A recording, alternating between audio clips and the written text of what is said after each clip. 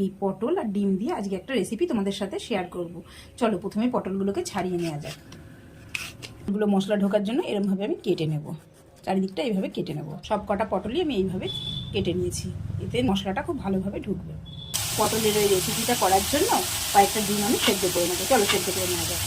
এইবার আমি পেঁয়াজ, আদা, রসুন, কাঁচা লঙ্কা এটাকে মিক্সিতে পেস্ট করে নেব। এবার এর মধ্যে আমি দিয়ে দেবো কিছুটা হলুদ আর কিছুটা লবণ, দিয়ে এটাকে ভালো করে মেখে নেব। এবার একে একে ডিমগুলোকে আমি তেলের মধ্যে দিয়ে দেবো। ডিমগুলো ভাজা হয়ে গেছে, এবার ডিমগুলো আমি তুলে নেব। এবার এই তেলেই দিয়ে দেবো কেটে রাখা পটলগুলো। এবার পটলগুলোকে আমি লাল লাল করে ভেজে নেব। পটলটা একটু ভাজা হয়ে গেছে, এবার আমি একটু উল্টে দেবো।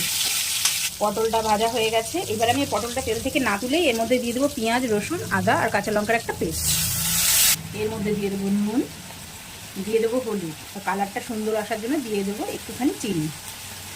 এইবার দিয়ে দেবো ভেজে রাখা ডিমগুলো, দিয়ে এটাকে ভালো করে আমি কষাবো। এই রান্নাটা আমি গ্যাসটা কমিয়ে আস্তে আস্তে করবো, কারণ আমি এই রান্নাতে একটু জল ব্যবহার করবো না।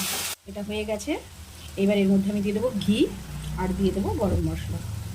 এটা হালকা নেড়ে চেড়ে নেবো। এই দেখো ফ্রেন্ডস, তৈরি আমার পটল ডিমের রসা। এইভাবে তোমরা বাড়িতে করো, খুব ভালো লাগবে খেতে।